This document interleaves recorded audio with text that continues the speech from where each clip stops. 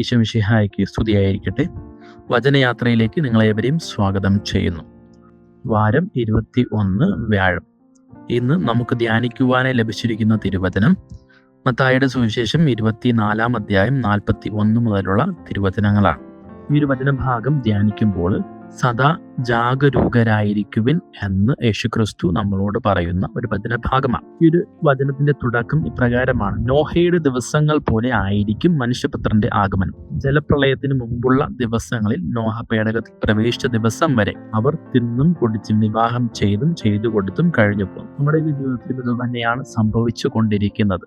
നമ്മൾ ക്രിസ്തുവിൽ ഭയപ്പെടാതെ നമ്മുടെ സ്വന്തമായിട്ടുള്ള ജീവിതം ആഘോഷിച്ചുകൊണ്ട് ജീവിക്കുകയാണ് ചെയ്യുക. എന്നാൽ ദൈവപുത്രൻ വരുന്ന ആ ഒരു നിമിഷം നമ്മുടെ ജീവിതത്തിൽ എന്തും സംഭവിക്കാം. ഒന്നുകിൽ നല്ലത് എടുക്കപ്പെടുമ്പോൾ ഞാൻ ഉണ്ടാകണം എന്നില്ല. നന്മയുടെ കരങ്ങൾ പിടിച്ചുകൊണ്ട് ദൈവം യാത്രയാകുമ്പോൾ എന്നെ കൂടെ ചേർത്ത് വയ്ക്കണമെങ്കിൽ ഞാൻ ആ ഒരു രീതിയിൽ ജീവിക്കണം എന്നതാണ് കർത്താവ് പറഞ്ഞു വയ്ക്കുന്നത്.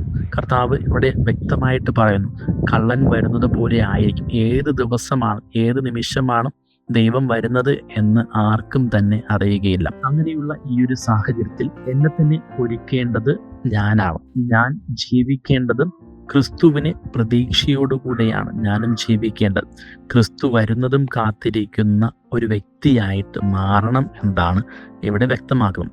ഇതിന്റെ തുടർച്ചയായിട്ട് വരുന്ന വചനഭാഗം 10 കന്യകകളുടെ ഉപമകളാണ്. അതിലും വ്യക്തമായിട്ട് പറയുന്നതും അത് തന്നെയാണ്. നമ്മുടെയൊക്കെ ജീവിതത്തിൽ ഒരു മാറ്റം ഉണ്ടാകണമെങ്കിൽ, നമ്മുടെയൊക്കെ ജീവിതത്തിൽ ഒരു പ്രതീക്ഷയുടെ നാമ്പ് മുളയ്ക്കണമെങ്കിൽ ഞാൻ കർത്താവ് എപ്പോൾ വരുമെന്ന് അറിയാത്ത രീതിയിൽ പ്രതീക്ഷയോടുകൂടെ കാത്തിരിക്കുന്ന ഒരു വ്യക്തിയായിട്ട് മാറും. എൻ്റെ ജീവിതത്തിൽ പല തിന്മകളെയും എടുത്തു മാറ്റി വെച്ചുകൊണ്ടും ഞാൻ ഇന്നേ വരെ ജീവിച്ച എല്ലാ തിന്മകളെയും എടുത്തു മാറ്റിക്കൊണ്ടും ഇനി മുതൽ ഞാൻ ജീവിക്കേണ്ടത് നന്മയുടെ പടവുകൾ ചവിട്ടി നീങ്ങുവാൻ വേണ്ടിയിട്ടായിരിക്കണം.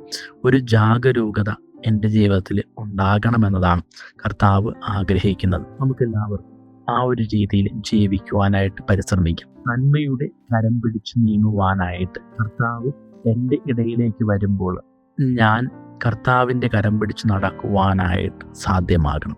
അതിനുവേണ്ടി നമുക്കെല്ലാവർക്കും ആത്മാർത്ഥമായിട്ട് പരിശ്രമിക്കാം. ദൈവം നമ്മെ സമൃദ്ധമായിട്ട് അനുഗ്രഹിക്കുമാറാകട്ടെ.